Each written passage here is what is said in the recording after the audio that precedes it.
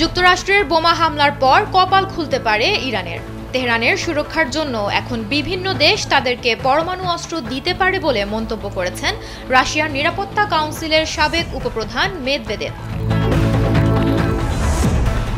পুতিনের প্রস্তাব নাকচ করার কারণে আজ মহা বিপদে ইরান। আকাশ প্রতিরক্ষা ব্যবস্থা নিয়ে যৌথ প্রকল্পের প্রস্তাব দিয়েছিলেন রুশ প্রেসিডেন্ট, কিন্তু তাতে আগ্রহ দেখায়নি ইরান।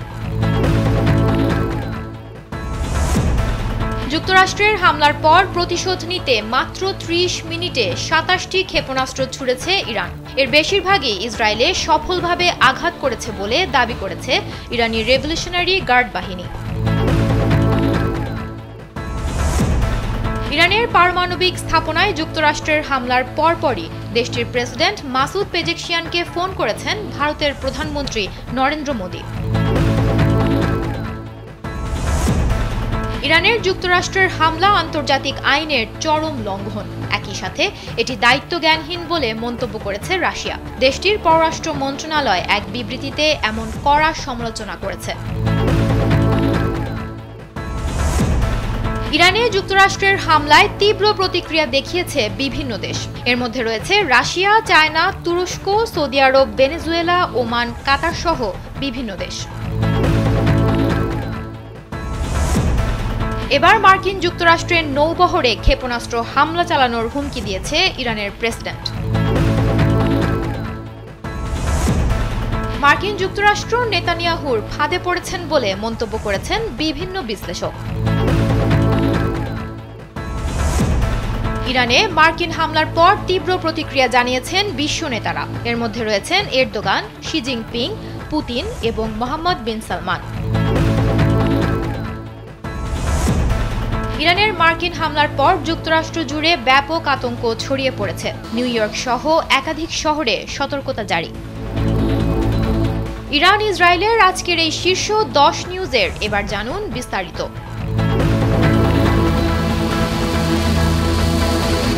ইরান ও ইসরায়েলের মধ্যে উত্তেজনা চরমে পৌঁছেছে। ইসরায়েল সম্প্রতি একাধিকবার ইরানি স্থাপনায় হামলা চালিয়েছে, যার জবাবে ইরানও প্রতিক্রিয়া দেখিয়েছে সামরিকভাবে।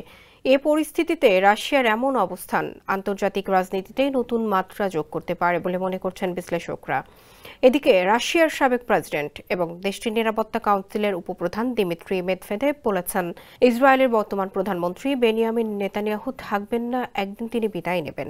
কিন্তু ইরান একটি প্রাচীন সভ্যতার দেশ, একটি দীর্ঘস্থায়ী রাষ্ট্র যা ভবিষ্যতেও থাকবে।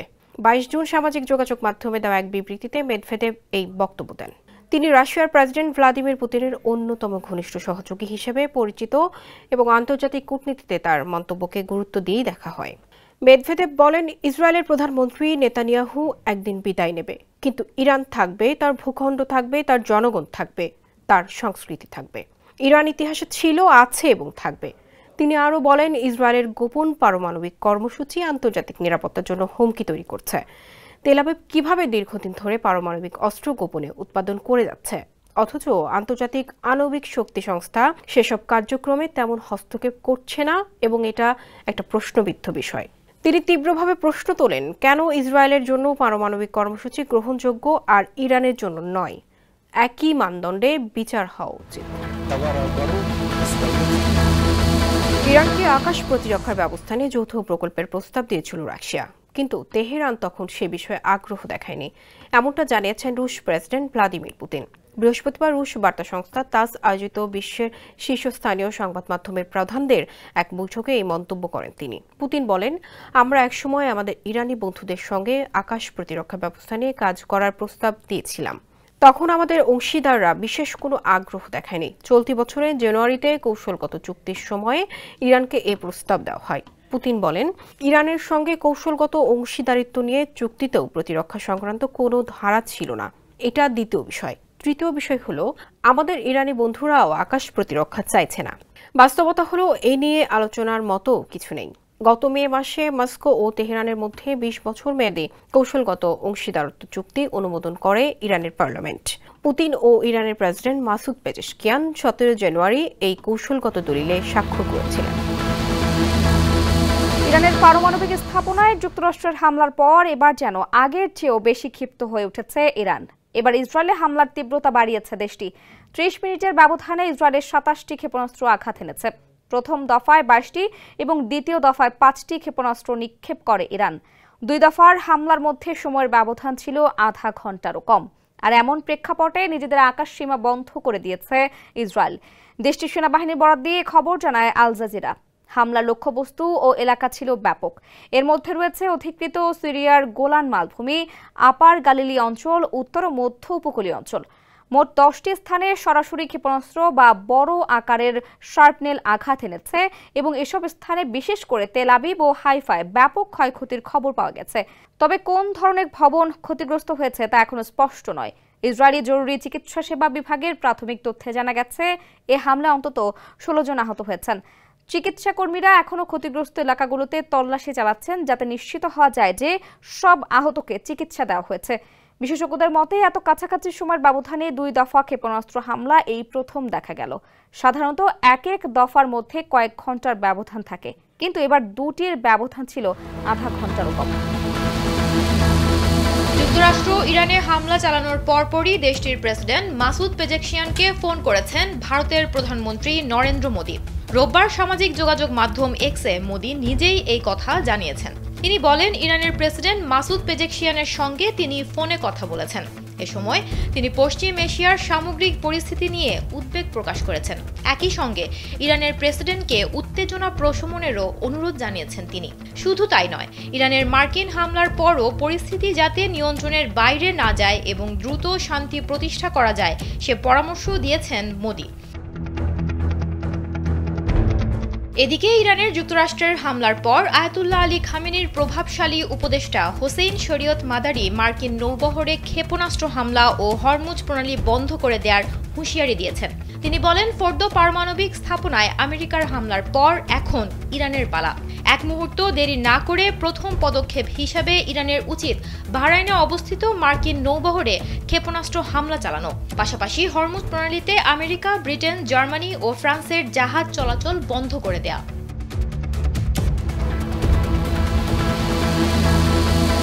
ইরানের পারমাণবিক স্থাপনায় যুক্তরাষ্ট্রের হামলাকে দায়িত্বজ্ঞানহীন ও আন্তর্জাতিক আইনের চরম লঙ্ঘন বলে অভিহিত করেছে রাশিয়া। তেহরানের ওপর এই হামলার তীব্র নিন্দা জানিয়েছে মস্কো। রোববার রাশিয়ার পররাষ্ট্র মন্ত্রণালয়ের এক বিবৃতিতে বলা হয়েছে, যে কোনো যুক্তি দেখানো হোক না কেন, এটি সার্বভৌম দেশের ভূখণ্ডে ক্ষেপণাস্ত্র বোমা হামলা চালানোর মতো এই দায়িত্বজ্ঞানহীন সিদ্ধান্ত আন্তর্জাতিক আইন, জাতিসংঘ সনদ এবং জাতিসংঘ নিরাপত্তা পরিষদের প্রস্তাবনার স্পষ্ট লঙ্ঘন। এই হামলা মধ্যপ্রাচ্যের সংঘাতে ঝুঁকি বাড়িয়ে দিয়েছে। এদিকে ইরানের পররাষ্ট্রমন্ত্রী সৈয়দ আব্বাস আরাকচি মস্কোর সফর করেছেন। সোমবার রুশ প্রেসিডেন্ট ভ্লাদিমির পুতিনের সঙ্গে তার বৈঠক করার কথা রয়েছে। এ অবস্থায় রাশিয়ার নিরাপত্তা পরিষদের উপ চেয়ারম্যান দিমিত্রি মেদভেদেভ বলেছেন, ইরানে হামলা চালিয়ে মার্কিন প্রেসিডেন্ট ডোনাল্ড ট্রাম্প যুক্তরাষ্ট্রের জন্য নতুন যুদ্ধ শুরু করেছেন। শান্তির দূত হিসেবে যিনি প্রেসিডেন্ট হয়েছিলেন, সেই ট্রাম্প এখন যুক্তরাষ্ট্রকে নতুন এক যুদ্ধে জড়িয়ে ফেলেছেন। এ ধরনের সাফল্য নিয়ে ট্রাম্প নোবেল জয় করতে পারবেন। ইরানের 3টি পারমাণবিক স্থাপনায় যুক্তরাষ্ট্রের বোমা ও বিমানের হামলার ঘটনায় মার্কিন রাজনীতিকদের মধ্যে তীব্র প্রতিক্রিয়া দেখা দিয়েছে। অনেকেই একে সংবিধান লঙ্ঘন হিসেবে আখ্যায়িত করেছেন। এককভাবে ট্রাম্পের এই সিদ্ধান্তের সবচেয়ে ঘোর বিরোধী ভারমন্ট সেনেটর বার্নি স্যান্ডার্স। তিনি এই হামলাকে মার্কিন সংবিধানের চরম লঙ্ঘন বলে অভিহিত করেছেন। তিনি বলেন, যুদ্ধ ঘোষণার অধিকার কেবল মার্কিন কংগ্রেসে রয়েছে, প্রেসিডেন্টের নয়। বার্নি স্যান্ডার্স কোনো দলের ব্যানারে রাজনীতি না করলেও ডেমোক্র্যাট পার্টির সাথে ঘনিষ্ঠতা দেখা যায়। একই ধরনের প্রতিক্রিয়া দেখিয়েছে খোদ ট্রাম্পের দলের রিপাবলিকান নেতারা। এই দলের হয়ে নির্বাচিত কেনটাকির সিনেটর থমাস ম্যাসি বলেন, এই হামলা সংবিধান সম্মত নয়। ক্যালিফোর্নিয়ার ডেমোক্র্যাটিক প্রতিনিধি সারা জ্যাকবস বলেন, ট্রাম্পের পদক্ষেপটি মধ্যপ্রাচ্যের উত্তেজনা আরও বৃদ্ধি করবে, যার ফলে আরেকটি অন্তহীন যুদ্ধের সূচনা হতে পারে। ফিলিস্তিনি বংশোদ্ভূত কংগ্রেস সদস্য রাশিদা তালিব এই হামলার কড়া সমালোচনা করে বলেন, আইন প্রণেতাদের অনুমোদন ছাড়া প্রেসিডেন্ট ট্রাম্পের ইরানের ওপর হামলার নির্দেশ দেওয়া স্পষ্টভাবে মার্কিন সংবিধান লঙ্ঘনের শামিল। যদিও রিপাবলিকান নেতাদের মধ্যে অনেকেই ট্রাম্পের পক্ষে অবস্থান নিয়েছেন। সেনেটর সংখ্যাগরিষ্ঠ দলের নেতা জানথুন বলেন, ইরানের নেতারা শান্তিপূর্ণ কূটনৈতিক পথ প্রত্যাখ্যান করায় ট্রাম্প যা করেছেন তা সঠিক। হাউস স্পিকার মাইক জনসন বলেছেন, এই হামলার প্রেসিডেন্ট ট্রাম্পের আমেরিকা ফার্স্ট নীতির বাস্তব প্রতিফলন। এতে যুক্তরাষ্ট্রের শত্রু ও মিত্রদের জন্য পরিষ্কার বার্তা গেছে যে ট্রাম্প যা বলেন তা করেন। হরমুজ প্রণালী মধ্যপ্রাচ্যের সবচেয়ে গুরুত্বপূর্ণ জাহাজ চলাচলের পথ, যেখান দিয়ে বিশ্বে প্রায় 1/3 তেল রপ্তানি হয়। এই প্রণালী বিশ্বজুড়ে জ্বালানি তেল পরিবহনের প্রধান রুটগুলোর একটি, যা বন্ধ হলে বৈশ্বিক জ্বালানি সরবরাহ বিপর্যস্ত হতে পারে। ইরানের মার্কিন হামলার জেরে এবার যুক্তরাষ্ট্রের নৌবহরে ক্ষেপণাস্ত্র হামলা ও হরমুজ প্রণালী বন্ধ করে দেওয়ার হুঁশিয়ারি দিয়েছেন ইরানের সর্বোচ্চ নেতা আয়াতুল্লাহ আলী খামেনির প্রভাবশালী একজন উপদেষ্টা। ইরানের 3টি পরমাণু কেন্দ্র লক্ষ্য করে যুক্তরাষ্ট্র হামলা চালানোর পর এই হুঁশিয়ারি উচ্চারণ করেন তিনি। রোববার এই তথ্য জানিয়েছে মার্কিন সংবাদ মাধ্যম CNN। সংবাদ মাধ্যমটি বলছে, ইরানের সর্বোচ্চ ধর্মীয় নেতা আয়াতুল্লাহ আলী খামেনির একজন ঘনিষ্ঠ উপদেষ্টা ও কট্টরপন্থী কেহান পত্রিকার প্রধান সম্পাদক হোসেন শরীয়ত মাদারি যুক্তরাষ্ট্রের নৌবাহিনীর যুদ্ধ জাহাজে ক্ষেপণাস্ত্র হামলা চালানোর আহ্বান জানিয়েছেন। একই সঙ্গে তিনি হরমুজ প্রণালী বন্ধ করে দেওয়ার দাবিও জানান। মূলত কেহান পত্রিকা সরকারি নয়, কিন্তু সেটিকে প্রায়ই খামেনির মতামতের প্রতিফলন হিসেবে দেখা হয়। শরীয়ত মাদারি আগে নিজেকে খামেনির প্রতিনিধি হিসেবে পরিচয় দিয়েছেন। ইসরায়েলের বর্তমান প্রধানমন্ত্রী বেনিয়ামিন নেতানিয়াহু দীর্ঘদিন ধরেই মধ্যপ্রাচ্যে নিরাপত্তা ও ইসরায়েলের অস্তিত্ব রক্ষার চেষ্টা করে যাচ্ছেন। আর এক্ষেত্রে তিনি যে কোনো দেশের পরমাণু কর্মসূচিকে বড় শত্রু হিসেবে বিবেচনা করে আসছেন। তার রাজনৈতিক জীবনের বহু গুরুত্বপূর্ণ সময় দেখা গেছে তিনি বারবার যুক্তরাষ্ট্রের দ্বারস্থ হয়েছেন, বিশেষ করে ইরান কিংবা ইরাকের মতো দেশগুলো যখন পরমাণু শক্তি বাড়ানোর দিকে এগোচ্ছে। যুক্তরাষ্ট্রের কংগ্রেসে নেতানিয়াহু সরাসরি সাক্ষ্য দিয়ে বলেন, ইরাকের কাছে যদি পরমাণু অস্ত্র চলে আসে তবে তা শুধু ইসরায়েলের জন্য নয়, গোটা বিশ্বের জন্যই ভয়ঙ্কর বিপদ ডেকে আনবে। তিনি সে সময় আমেরিকার প্রতি আহ্বান জানান যেন তারা ইরাকের বিরুদ্ধে সামরিক ব্যবস্থা গ্রহণ করে। তিনি দাবি করেন, ইরাকের নেতা সাদ্দাম হোসেন পরমাণু অস্ত্র তৈরির চেষ্টা চালিয়ে যাচ্ছেন এবং তাকে থামানোই একমাত্র উপায়। এই বক্তব্যের কয়েক মাস পরে যুক্তরাষ্ট্র ইরাকে সামরিক অভিযান চালায়, যদিও পরে জানা যায় ইরাকের কাছে প্রকৃতপক্ষে কোনো পরমাণু অস্ত্রই ছিল না। তবুও নেতানিয়াহু দৃঢ়ভাবে বিশ্বাস করতেন, আগেই ব্যবস্থা না নিলে বিপদ আরও বড় হতে পারে।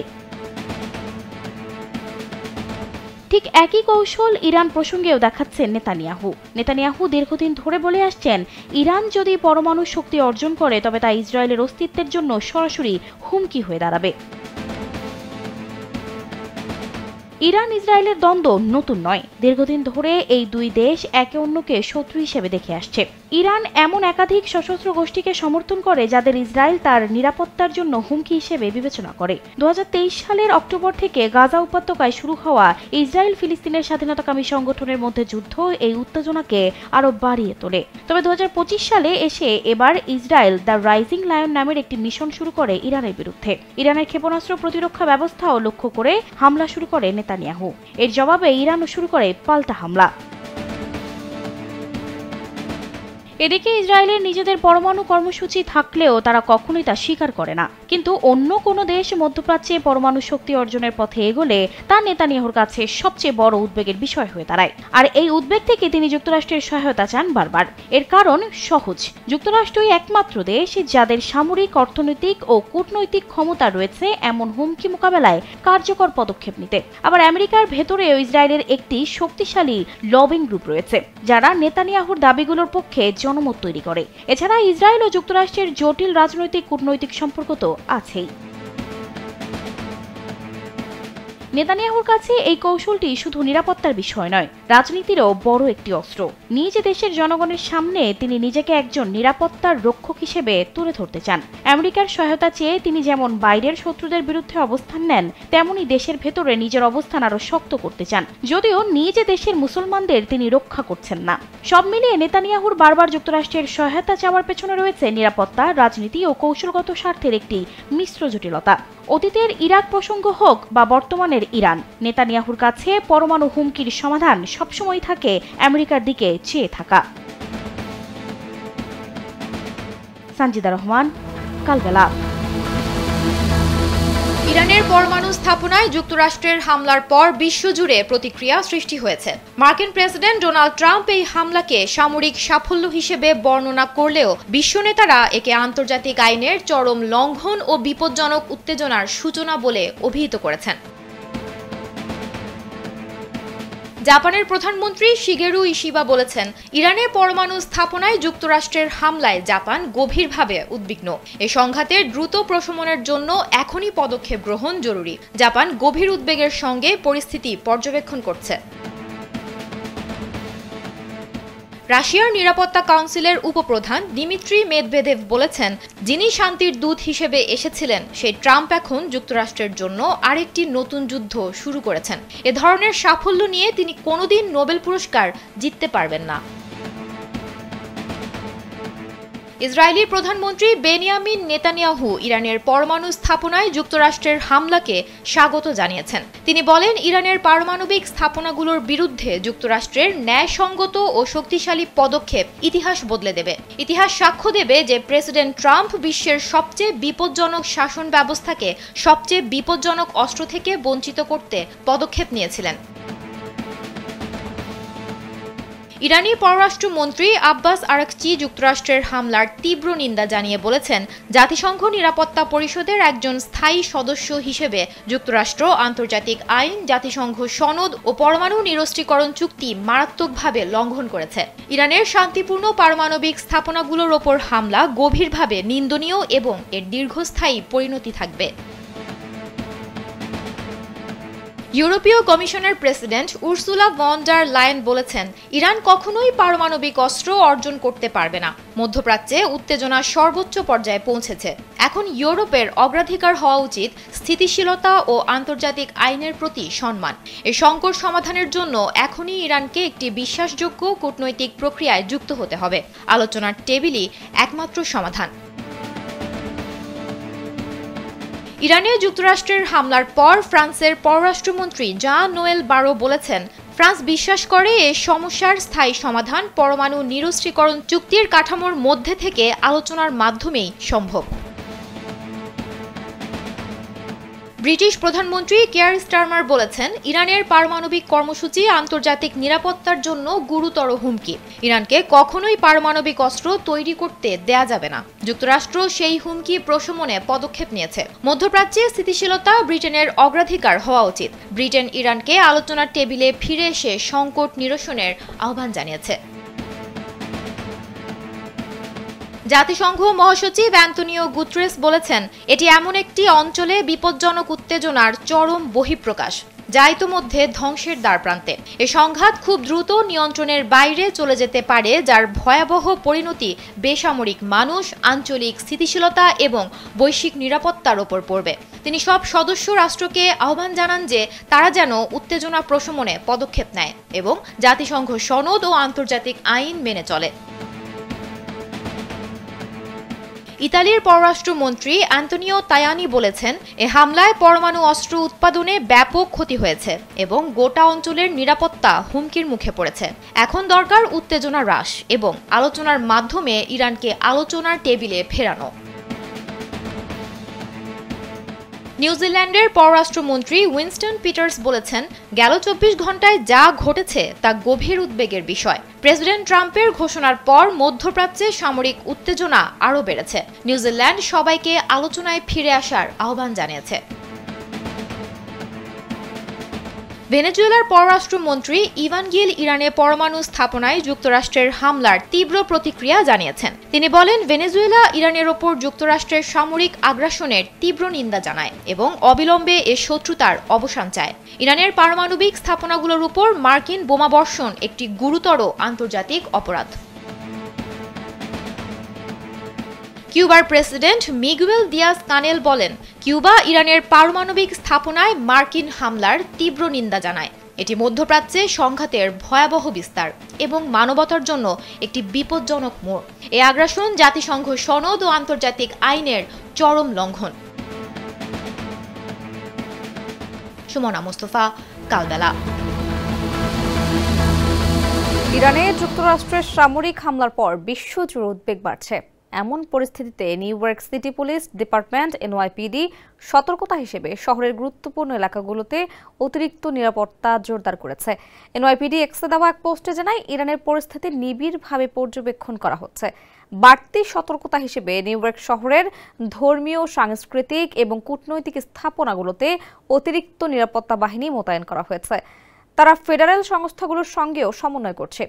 প্রায় ৮০ লাখ বাসিন্দার এই শহরে কোনো ধরনের প্রভাব পড়তে পারে কিনা তা পর্যবেক্ষণ করছে পুলিশ। এদিকে ইরানে যুক্তরাষ্ট্রের হামলা নিয়ে গভীর উদ্বেগ প্রকাশ করেছেন জাতিসংঘের মহাসচিব আন্তোনিও গুতেরেস। এক বিবৃতিতে তিনি বলেন, যুক্তরাষ্ট্রের ইরানের বিরুদ্ধে বল প্রয়োগের ঘটনায় গভীরভাবে উদ্বিগ্ন হয়েছেন। মধ্যপ্রাচ্যের অস্থির পরিস্থিতিতে এটি একটি বিপজ্জনক নতুন মোড়, যা আন্তর্জাতিক শান্তি ও নিরাপত্তার সরাসরি হুমকি। তিনি বলেন, এই সংখ্যা দ্রুত নিয়ন্ত্রণের বাইরে চলে যাওয়ার আশঙ্কা রয়েছে। এর পরিণতি ভয়াবহ হতে পারে সাধারণ মানুষ, গোটা অঞ্চল এবং বিশ্বের জন্য। গুতেরেস আহ্বান জানান সব সদস্য রাষ্ট্র যেন উত্তেজনা কমাতে এগিয়ে আসে এবং জাতিসংঘ সনদ ও আন্তর্জাতিক আইন মেনে চলে।